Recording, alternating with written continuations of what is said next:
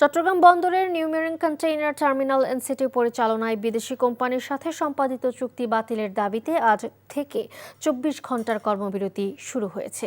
এর আগে ৩ দিন ৮ ঘন্টা করে কর্মবিরতি পালন করে আসছিল শ্রমিক কর্মচারীরা। গত শনিবার থেকে দফায় দফায় কর্মবিরতি চলছে চট্টগ্রাম বন্দরে। এতে সমর্থন দিয়ে যাচ্ছে শ্রমিক কর্মচারী ঐক্য পরিষদ স্কপ। পরিস্থিতির শিকার তৈরি পোশাক শিল্প মালিকরা গভীর উদ্বেগ প্রকাশ করে আমদানি রপ্তানি ব্যাহত হচ্ছে জানিয়ে চিঠি দিয়েছে বন্দর কর্তৃপক্ষকে। বর্তমান কর্মসূচিতে অনড় শ্রমিকদের অভিযোগ, বন্দরের নিজস্ব অর্থায়নে তৈরি স্বয়ংসম্পূর্ণ এনসিটি একটি লাভজনক টার্মিনাল হওয়ার পরও বিদেশি কোম্পানিকে পরিচালনার জন্য ছেড়ে দেওয়ার উদ্যোগ নেওয়া হয়েছে।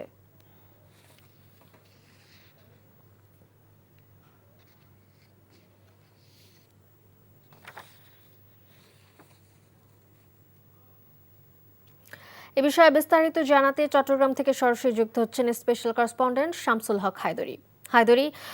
আজ থেকে তো বন্দরে ২৪ ঘন্টা কর্মবিরতি চলছে, তো পণ্য উঠানামার কি অবস্থা দেখছেন জানাবেন।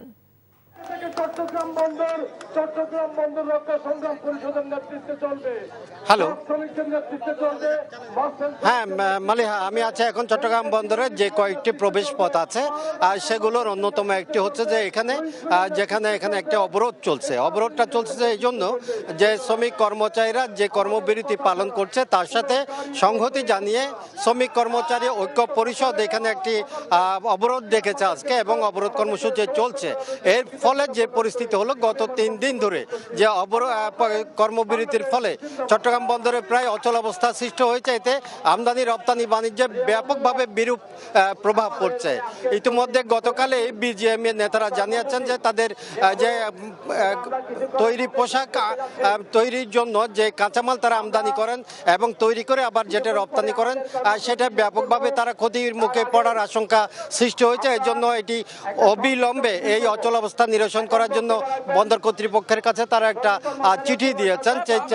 এছাড়াও যে চট্টগ্রামে এই মুহূর্তে চট্টগ্রাম বন্দর অচল অবস্থাটা যদি কেটে না ওঠে তাহলে একটা সাধারণ বাজারে একটু ভোগ্যপণ্যের বাজারেও একটা বিরূপ প্রভাব পড়বে।